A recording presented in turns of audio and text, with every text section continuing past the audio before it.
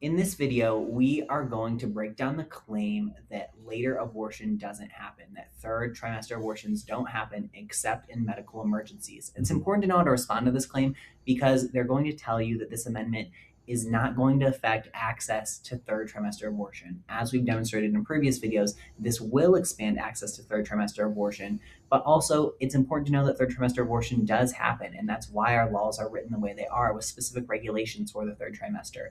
So, because third trimester abortion happens for non medical reasons, we need to regulate it that way. And so, we're going to talk a little bit about how do we prove that third trimester abortion happens for elective reasons, and how do we dialogue about that. Yeah, so here's two quotes just as an example, but there's plenty. You can find this almost anytime the topic of post viability later abortions come up, that either they only ever take place because of an extreme health emergency related to the pregnant person, or because of a very serious, usually fatal fetal diagnosis. So we have from Dr. Sarah Horvath, only 1.3 of abortions take place after at or after 21 weeks, and the majority are conducted because the fetus has severe birth defects. Again, and this is from Yahoo Health, again, the majority of late-term abortions are performed because of tremendous dangers posed to the health of the mother. These obviously are contradictory, but you often hear them together, that it's only ever for these reasons. Nobody would ever get a post-viability abortion electively. However, we know that that's not true. At the very least, we know that there's no quantifiable data to support the idea that these later abortions are always medically necessary or medically indicated in the case of an unborn child. And I'll say, you don't have to take my word for that. You can listen to the pro-abortion lobby on this. And so when you hear these claims that later abortion either never happens, or when it happens, it's in these tragic circumstances. That's what the media will often portray, circumstances of a wanted pregnancy where something tragic medical goes wrong. That's the only context people want to talk about late-term abortion in. That's your typical pro-choice activist, and politicians say that. The truth is, the pro-abortion people are trying to destigmatize elective later abortion. And so they've looked into this. These are pro-abortion researchers who have worked with Guttmacher and other pro-abortion institutions. And when they've done their own research, they're saying, no, it's not true. The data suggests that most women are seeking terminations are not doing so for reasons of fetal anomaly or life endangerment. You can go to the next slide.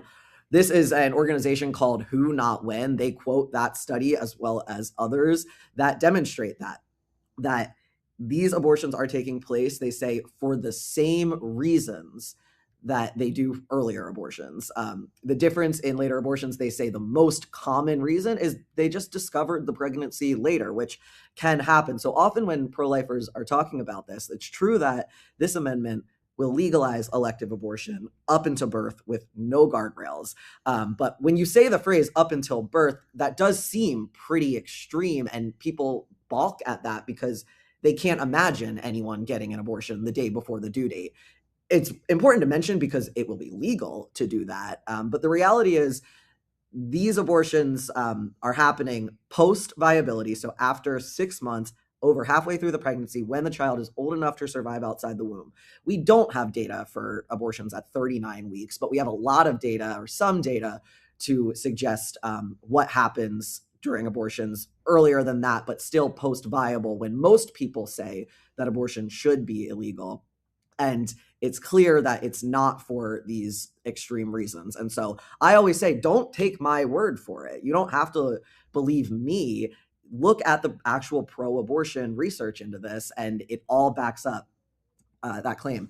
The other thing that you can point to for this is the research from Arizona. So Arizona actually does have some pretty good abortion reporting laws. So they do track the reasons that people claim that they're getting the abortions. And so these are with the most conservative estimates you could possibly find, the most generous to the claim that they're never for elective reasons. And all of the data from Arizona, this is from 2012 to 2015, but the updated numbers are similar or the same, that we're seeing that these medical conditions, either a severe health issue of the mother or of the fetus, are making up about 20% of these abortions, and the other are for elective reasons. Again, the same reasons that a woman might seek an abortion earlier in pregnancy, which is almost always financial, social reasons.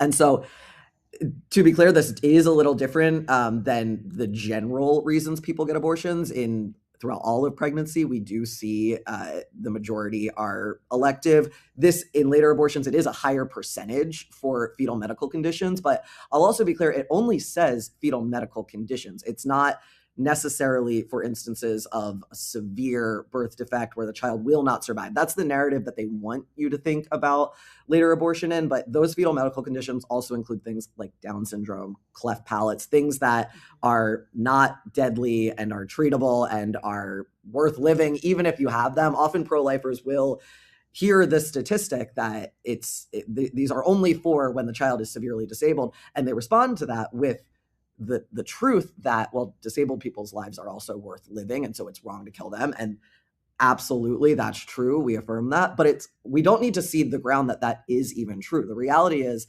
that when states have legal elective abortion past within the third trimester, that they are happening for elective reasons. So those are the takeaways. There's no data to support that later abortions happen only because of medical necessity, and that later abortions happen for the same reason as earlier abortions. And so I do just want to say that when you talk about this with pro-choice people, like I said, they think, well, no one would get an abortion that late. It's intuitively horrific to them to think about a child who's old enough to survive outside the womb being killed in these disturbing, violent ways. And so they think it just couldn't possibly happen. And so they might glibly say, like, no one wakes up at 7 months and decides to get an abortion. And we don't have to say, yes, they are, because that's not the truth. It's not that this is a casual, flippant decision that most women are making. It never is, usually, in the case of abortion. It's because of the reasons that most people want abortions. It's that they have financial pressures, they have social reasons that are adverse, and so they think that abortion is their only option. And so we can still be compassionate to women when we talk about this, but we shouldn't just let it slide that it's the absolute truth that these only ever happen because of these extreme reasons. And we'll talk more about how to talk about this in compassionate ways, but we should lead with the truth and not allow them to repeat this lie over and over again.